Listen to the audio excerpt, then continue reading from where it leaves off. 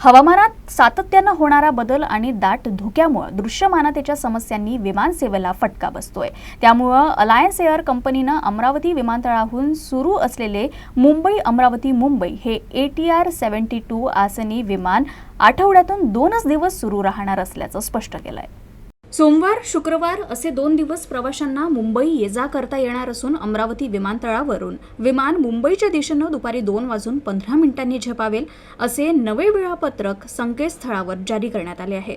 धुक्यामुळे दृश्यमानता कमी झाल्यामुळे यापूर्वी 1 ते 15 डिसेंबर दरम्यान अमरावती मुंबई विमानसेवा रद्द करण्यात आली होती। त्यामुळे प्रवाशांमध्ये प्रचंड नाराजीचा सूर होता। आता अलायन्स एअर कंपनीनं वेळेत बदल आणि आठवड्यातून 2च दिवस विमानसेवा देण्याचा निर्णय घेतलाय।